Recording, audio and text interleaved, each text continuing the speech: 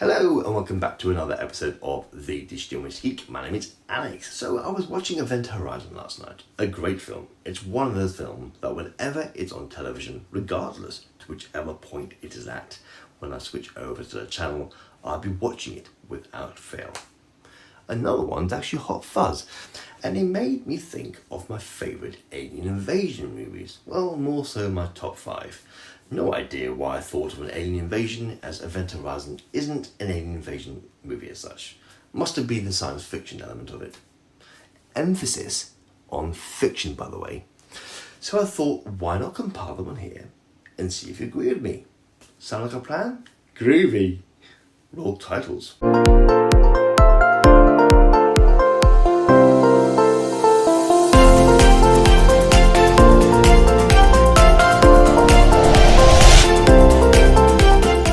So kicking off with 5 is the 1953 film Invaders from Mars. Now I can hear you all saying, 1953, what era are you from? Just hear me out, right? I'll tell you a little story. Are you all sitting cosy around your campfires or ovens? Back in 1989, a child aged 11 decided he wouldn't go to bed. Finally, with everyone in the house asleep, he got his break and got out of bed at 2 a.m. to watch TV despite his mother forbidding him to do so. With switching on the TV, the child was greeted with a black and white film about Martians who come to Earth and take people, against their will obviously. Implanting devices into the back of their heads, they returned with one goal in mind: to entice or kidnap the rest of the human race and succumb them to the same fate, thus destroying the human race. Terrified and yet transfixed, the child watched on. Now all grown up with children of his own, he can't stop watching the film, otherwise he suffers from horrendous headaches. I made the last bit up, but nice dramatic effect, do you think? Yeah? Okay. Just like Event Horizon, every time it comes on, well, come to think of it, it's never on. It's probably still showing at 2 a.m. I personally have to search for it, but it's nostalgic, and for that reason, it goes into number 5.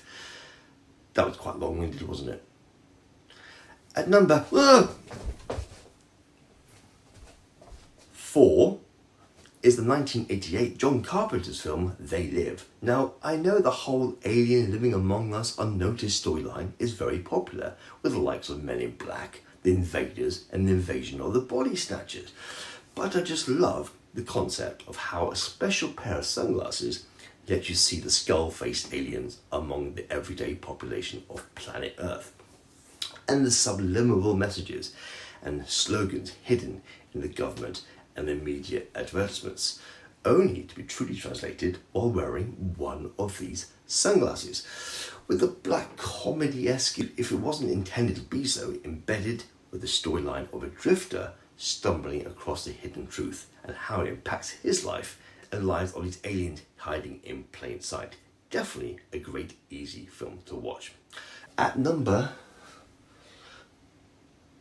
3 is the 1996 all-star cast Tim Burton film, you guessed it, Mars Attacks. It has to go into the top 5. This film is a strange one, and in all sense of the word. I mean, you wouldn't expect anything less from Tim Burton. It's not in any shape or form worthy of an Oscar, nor is it worthy of a Golden Raspberry Award, also known as a Razzie.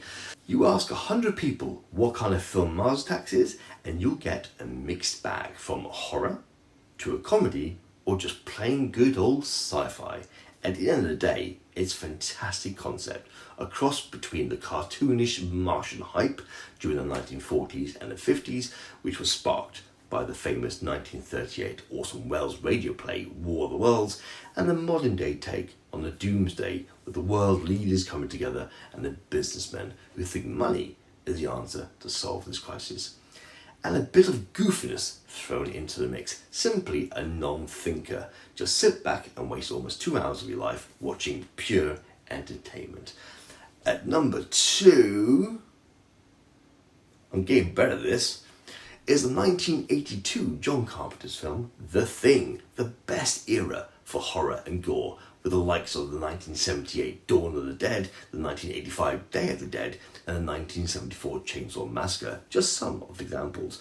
No CGI, just good old makeup, prosthetics, and lots of blood. So adding those ingredients into a barren and isolated research facility in the Antarctic, and you throw in a alien creature that can take the form of its victims, you get the creme de la creme. Now, I seem to never learn. I watched this film for the first time when I was 10 years of age, and once again, I scared myself shitless. You gotta remember, there was no Netflix, there was no streaming services, there was no Buffy the Vampire, nothing that can ease you gently into this genre. So when I see a head rip itself off the shoulders and sprout legs and scuttle across the floor, you can appreciate I was slightly a bit. And finally, at number 1 is District 9, an adaptation of the 2005 YouTube short called Alive in Joburg. I'll leave the link to this short film in the description below. Filmed like a documentary or segment to be aired on the news, gives a fresh outlook into an alien film. Instead of aliens arriving at our home planet to strip our resources and exterminate us, it is us who are superior. Set in Johannesburg, the military and the government round up these uninvited prawn-looking guests like refugees and house them in slum camps. With the tables turned, it is us, the human race, who exploit and use their technology to our advantage until a kind-hearted agent of the government is determined to make sure the aliens are looked after until he was exposed to an alien biotechnology. And this is the whole premises of the film. With the agent slowly transforming into a prawn, you see the once confident team leader of the agency becoming an outsider in his hometown. And the planet, for that matter, he's looked upon and treated just like the aliens. This film essentially shows the empathy towards the aliens and showing that the human race are in fact the resource thieving and the evil element in the story, which is such a breath of fresh air and a quirky alternative to the genre which has been a hot topic since the 1930s, and for that reason District 9 comes out on top. Leave me a comment down below and let me know if you agree with me. Do you have your own top 5? If so, let me know. So there we go. That's the end of the video. I hope you enjoyed it. Thank you very much for watching. If you would be so kind to like this video, as it helps the YouTube algorithm in making this video much more visible on this platform.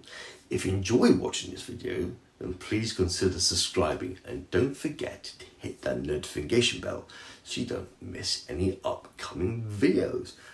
Brilliant. Well, thank you very much once again for watching, and as always, I'll see you very soon. Goodbye.